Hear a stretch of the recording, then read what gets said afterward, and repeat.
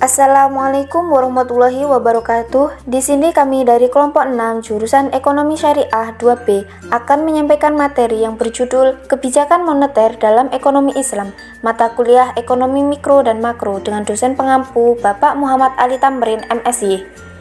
Dengan topik pembahasan sebagai berikut.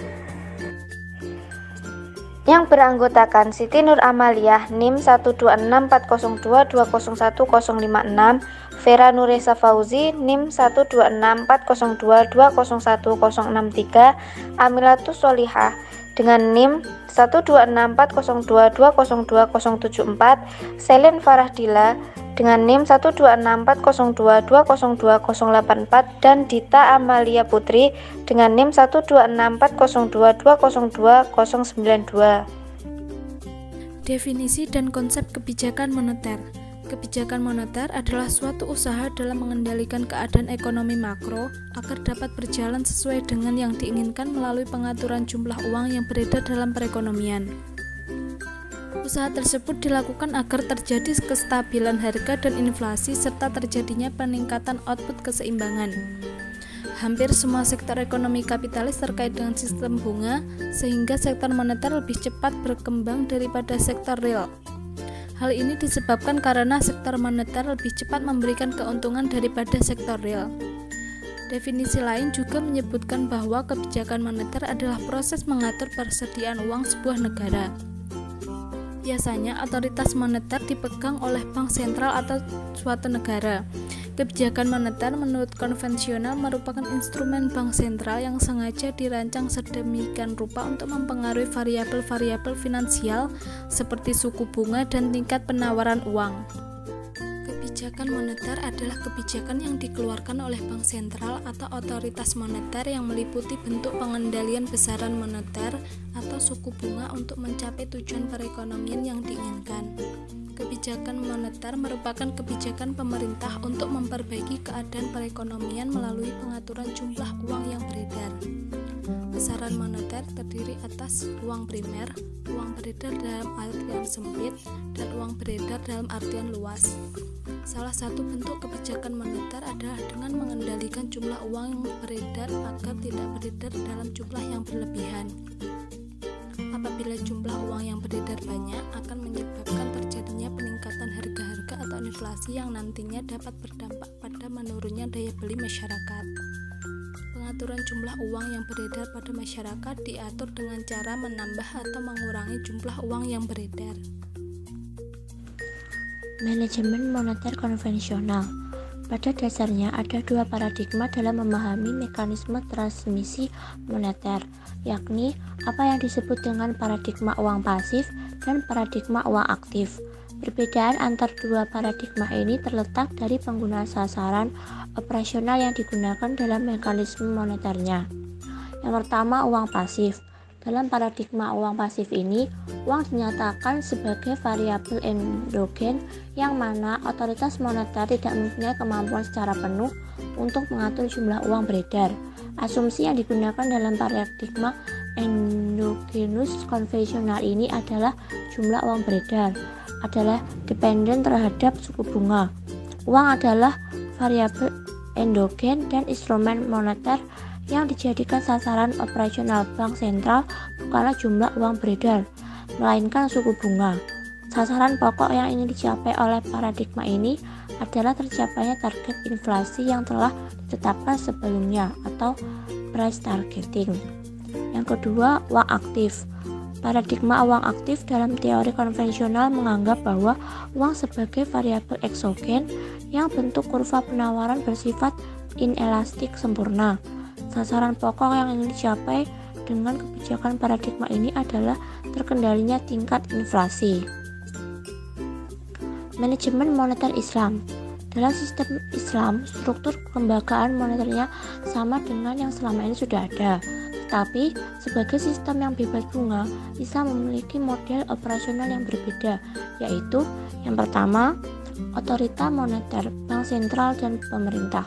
Otorita moneter mempunyai peran utama sebagai sumber awal dari terciptanya uang beredar. Kelompok pelaku ini merupakan sumber penawaran atau suplai uang kartal yang memenuhi permintaan atau demand akan uang tersebut dari masyarakat dan sumber penawaran uang yang dibutuhkan oleh lembaga-lembaga keuangan atau cadangan bank atau bank reserve.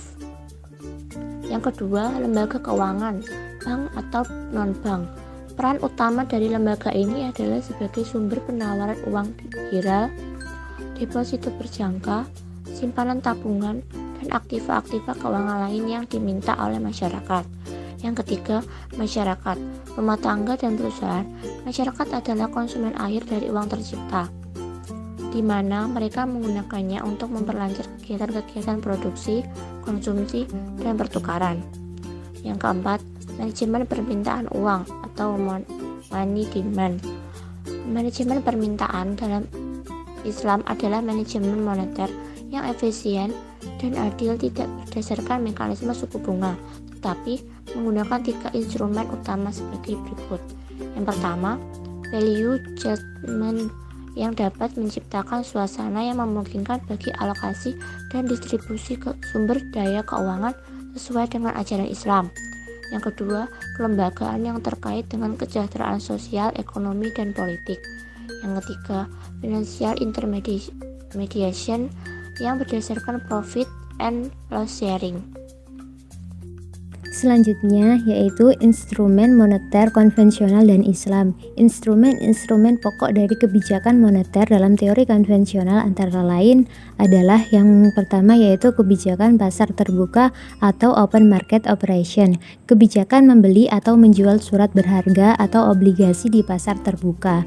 Jika bank sentral ingin menambah suplai uang, maka bank sentral akan membeli obligasi, dan sebaliknya, bila akan menurunkan jumlah uang beredar, maka bank sentral akan menjual obligasi. Yang kedua yaitu penentuan cadangan wajib minimum atau reserve requirement. Bank sentral umumnya menentukan angka rasio minimum antara uang tunai atau reserve dengan kewajiban giral bank atau demand deposits, yang biasa disebut minimum legal reserve ratio. Apabila bank sentral menurunkan angka tersebut, maka dengan uang tunai yang sama, bank dapat menciptakan uang dengan jumlah yang lebih banyak daripada sebelumnya. Yang ketiga yaitu penentuan discount rate. Bank sentral merupakan sumber dana bagi bank umum atau komersial dan sebagai sumber dana yang terakhir atau the last lender resort. Bank komersial dapat meminjam dari bank sentral dengan tingkat suku bunga sedikit di bawah tingkat suku bunga kredit jangka pendek yang berlaku di pasar bebas. Discount rate yang bank sentral kenakan terhadap pinjaman ke bank komersial mempengaruhi tingkat keuntungan bank komersial tersebut dan keinginan meminjam dari bank sentral. Ketika discount rate relatif rendah terhadap tingkat bunga pinjaman, maka bank komersial akan mempunyai kecenderungan untuk meminjam dari bank sentral. Yang keempat yaitu moral suasion atau kebijakan bank sentral yang bersifat persuasif berupa himbauan atau bujukan moral kepada bank. Secara mendasar, terdapat beberapa instrumen kebijakan moneter dalam ekonomi Islam, antara lain yang pertama yaitu reserve ratio, adalah suatu presentasi tertentu dari simpanan bank yang harus dipegang oleh bank sentral, misalnya 5%. Jika bank sentral ingin mengontrol jumlah uang beredar, dapat menaikkan RR, misalnya dari 5% menjadi 20%, yang dampaknya sisa uang yang ada pada komersial bank menjadi lebih sedikit, begitu sebaliknya. Yang kedua yaitu moral suasion.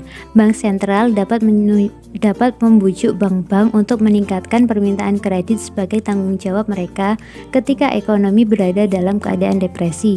Dampaknya, kredit dikucurkan, maka uang dapat dipompa ke dalam ekonomi. Yang ketiga yaitu lending ratio. Dalam ekonomi Islam tidak ada istilah lending atau meminjamkan. Lending ratio dalam hal ini berarti qardul hasan atau pinjaman kebaikan.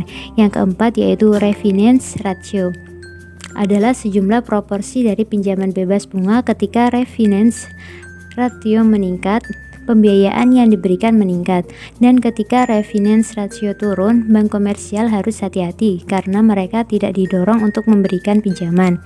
Yang kelima yaitu profit sharing ratio. Rasio bagi keuntungan profit sharing ratio harus ditentukan sebelum memulai suatu bisnis. Bank sentral dapat menggunakan profit sharing ratio sebagai instrumen moneter, di mana ketika bank sentral ingin meningkatkan jumlah uang beredar, maka rasio keuntungan untuk nasabah akan ditingkatkan. Yang keenam yaitu Islamic Sukuk adalah obligasi pemerintah, di mana ketika terjadi inflasi, pemerintah akan mengeluarkan sukuk lebih banyak sehingga uang akan mengalir ke bank sentral dan jumlah uang beredar akan tereduksi. Jadi, sukuk memiliki kapasitas untuk menaikkan atau menurunkan jumlah uang beredar. Materi selanjutnya yaitu aplikasi instrumen moneter Islam. Poin 1. GWM. Giro wajib minimum adalah dana atau simpanan minimum yang harus dipelihara oleh bank dalam bentuk saldo rekening giro yang ditempatkan di Bank Indonesia. Di Indonesia diterapkan 3 jenis kebijakan GWM, yaitu A. GWM primer, B. GWM sekunder, C. GWM berdasarkan rasio kredit. Poin 2.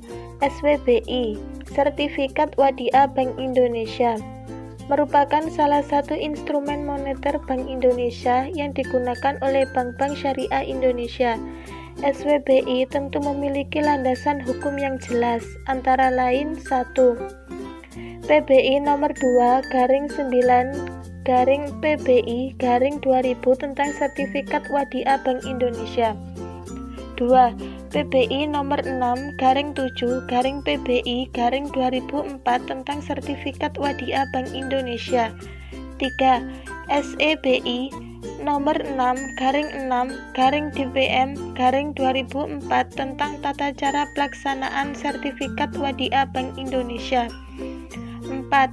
SEBI nomor 7/37/DPM/2005 tata cara pelaksanaan dan penyelesaian Sertifikat Wadiah Bank Indonesia. Poin 3. Sertifikat IMA, Sertifikat Investasi Mudharabah Antar Bank Syariah, sebagai sarana terlaksananya jual beli sertifikat IMA, maka diperlukan pasar uang antar bank berdasarkan prinsip syariah. Pasar uang dalam ketentuan ini menggunakan prinsip jual beli aset yang tidak sama dengan prinsip pinjam meminjam uang. Sekian penyampaian materi dari kelompok kami. Terima kasih atas waktu dan perhatiannya. Semoga bisa bermanfaat bagi kita semua. Wassalamualaikum warahmatullahi wabarakatuh.